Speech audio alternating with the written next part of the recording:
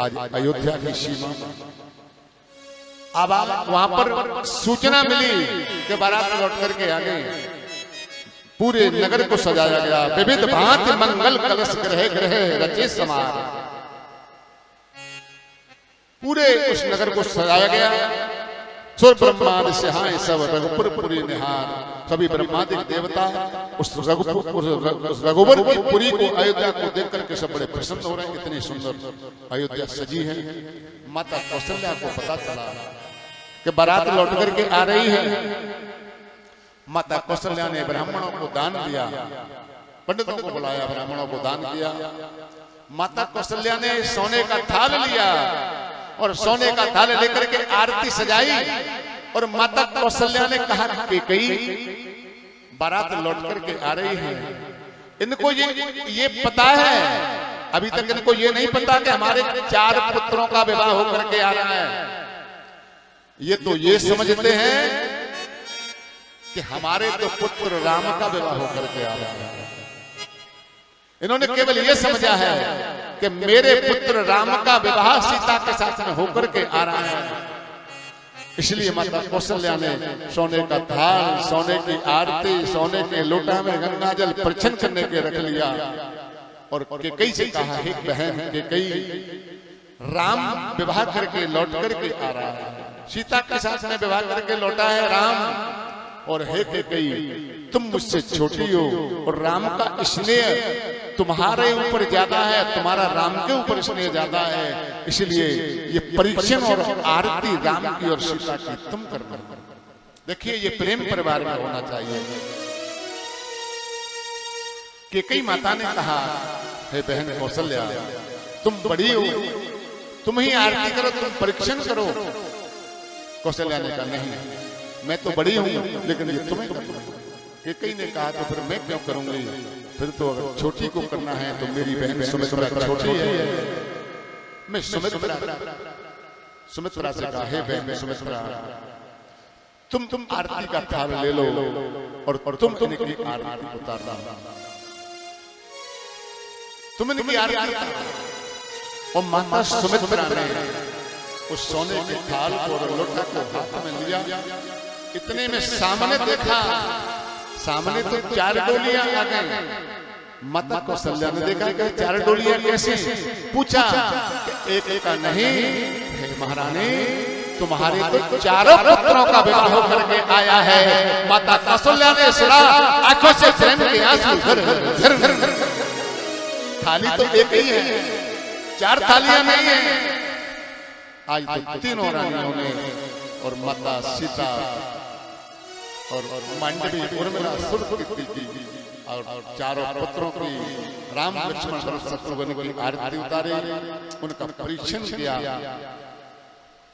गृह लक्ष्मी मान करके 4 पुत्र वधुओं के चरणों पर गया। अपने परंपरा है ना, नई बहू आती है तो उनके चरणों पैरों को धोए।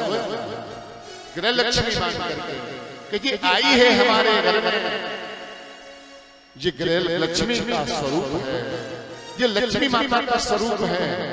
जब ये घर में आई है तो अब मेरे घर में आनंद की वर्षा होगी, मेरे घर में लक्ष्मी की अभिवृद्धि होगी, मेरे घर में संस्कार बढ़ेंगे और मेरा घर समुन्नत हो जाएगा।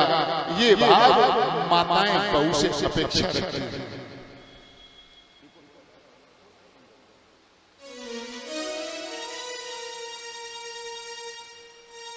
चारों का परीक्षण किया गया। हाथ पकड़ के अपनी 4 बहुओं का ये 3 महारानियां लेकर के गई रणवास के अंदर। रणवास में इनको बिठाला। महाराज दशरथ जी भी अंदर गए, सब यथा युग बैठने का सबको स्थान दे दिया।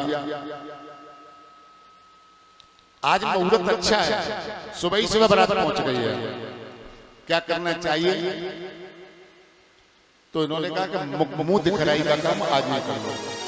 मुंह दिखराई होती है, मुंह दिखराई का काम आज ही हो जाए। तो देखो, सबसे पहले मुंह देखेंगे। सीता जी का मुंह देखने के लिए सबसे पहले माता कौशल्या से कहा, हे महारानी कौशल्या, आप ही देखिए बहन, पहले आप ही प्रारंभ करिए मुंह दिखाना। माता कौशल्या आई, माता जानकी का मुंह देखा। जैसे ही मां सीता का जानकी का मुंह देखा है, आहा देखती रह गई। क्या सौंदर्य है माता जानकी का, देख करके बड़ी प्रसन्न हो गई और कहा, बेटी सीता,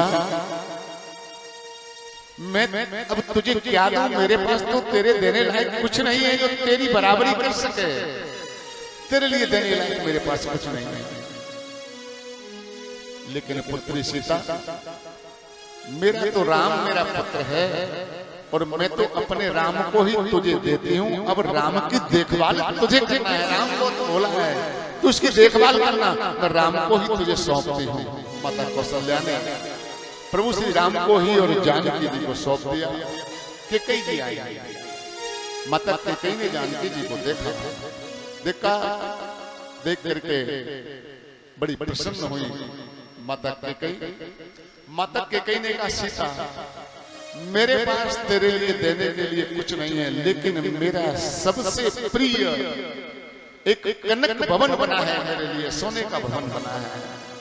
महाराज ने, जब मैं देवासुर संग्राम में थी, महाराज जब जीत गए तब आकर के मुझे कनक भवन मेरे लिए बनवाया। वो कनक भवन मुझे प्राणों से भी प्रिय है, इतना सुंदर वो कनक भवन है।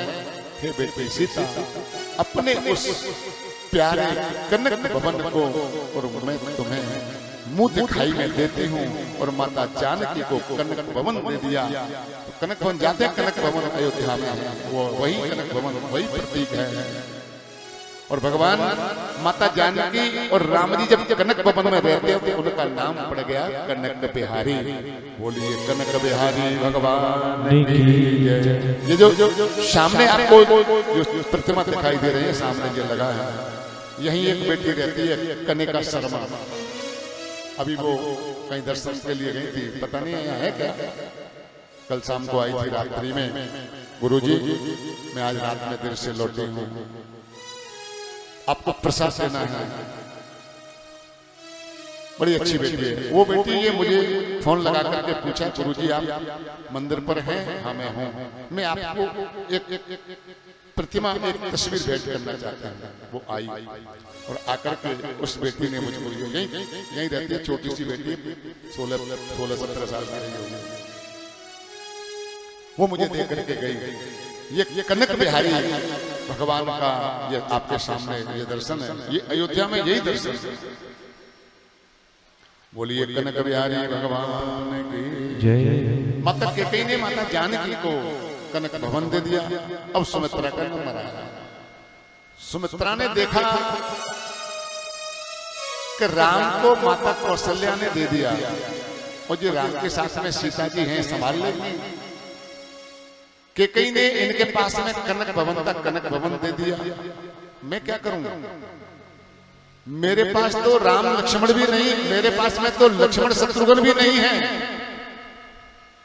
क्योंकि मैंने तो लक्ष्मण और शत्रुघ्न को पहले ही एक पुत्र माता कौशल्या के पुत्र राम के साथ में लक्ष्मण को दे दिया है और एक पुत्र शत्रुघ्न को मैंने कैकेयी के पुत्र भरत की सेवा में लगा दिया। तो मेरे पास पुत्र भी नहीं है, मैं पुत्र भी नहीं दे सकती और मेरे पास में कोई भवन भी नहीं है, भवन भी नहीं दे सकती।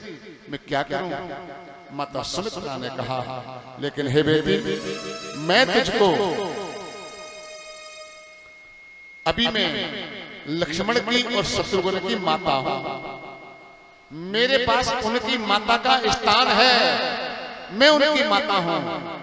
इसलिए हे बेटी सीता, आज से मैं तुझको और लक्ष्मण की जो माता का स्थान जो मेरा है, हे सीता, आज से मैं तुझे अपने माँ के ममत्व को, अपने माता के स्थान को, हे सीता, तुझको देती हूँ। आज के बाद लक्ष्मण की माँ ये सुमित्रा नहीं, आज के बाद लक्ष्मण की माँ सीता है। और जब लक्ष्मण जी वन को आज्ञा मांगने के लिए सुमित्रा माता से गए, राम जी से कहा आपके साथ वन के लिए चलूंगा। राम ने कहा जाओ आज्ञा मांग करके आओ मां से, सुमित्रा से आज्ञा मांगने के लिए गए। माता सुमित्रा ने लक्ष्मण से कहा बेटा जब माता से आज्ञा लेनी थी तू मेरे पास क्यों चल करके आया?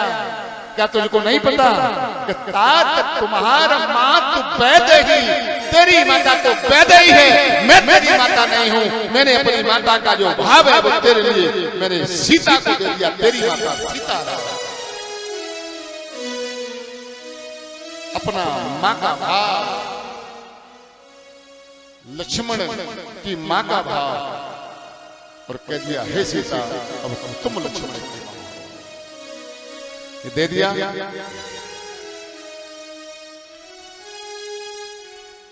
महाराज दशरथ जी सबको यथा स्थान लेकर के रणवास के अंदर गए। रणवास के अंदर जाकर के चारों रानियों को बुलाया। बहू बैठी हैं, चारों बधुएं बैठे हैं, और उन बधुओं के सामने महाराज दशरथ ने कहा हे महारानी कौशल्या, हे कैकेयी, सुमित्रा, महाराज जनक ने हमारा कितना सम्मान किया है। महाराज जनक कितने भले आदमी, कितने अच्छे व्यक्ति हैं, उनका व्यक्तित्व कितना अच्छा है। क्या उनकी समझ है, क्या उनका सम्मान करने का भाव है, बड़ा प्रशंसा उन्होंने महाराज जनक जी की। ध्यान दें, आपको अपने घर में शांति चाहिए। बहू के मायके की बुराई बहू के सामने मत करो। हम लोग क्या करते हैं, बहू के सामने ऐसी टॉन्टिंग कसते हैं। मैं गए थे और पूरा हमारे घर का तो सत्यानाश करा दिया इन्होंने। हमको ढंग से पानी भी नहीं पिलाया, बारात तो भूखी लौट आई, इन्होंने कोई व्यवस्था ही नहीं बनाई। ये हालत है, शादी से ही शुरू हो जाती है। और जब परिवारों में जब शादी से ही ये स्थिति जब शुरू हो जाती है, वहां पर कभी खुशी की बांसुरी नहीं बजती। खुशी की बांसुरी बयानी है।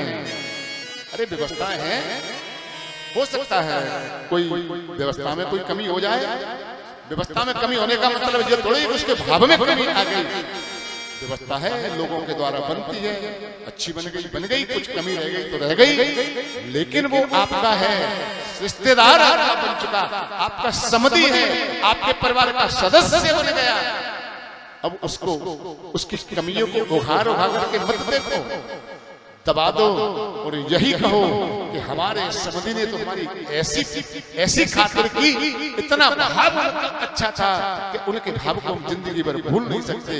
और किसी भी व्यक्ति के सामने उसके मायके की प्रशंसा कर देना, फिर देखना बहू आपका कैसे बढ़िया पैर दबाएगी। बहुत अच्छी सेवा,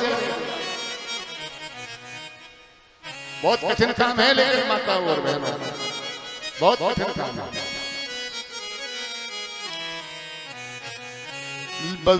बधुओं को बुलाया, पास में बैठाला और बैठा करके मानस में रखा के गोद में बैठाला और कह दिया हे बेटियों, एक बाप को छोड़ करके तुम आई हो जनक को, अब तुम एक दूसरे बाप की गोद में आकर के बैठ गई हो। ये अब अवधेश ये दशरथ आपका ससुर तो है, लेकिन ससुर के साथ साथ में ये आपका पिता भी है। ये भाव है।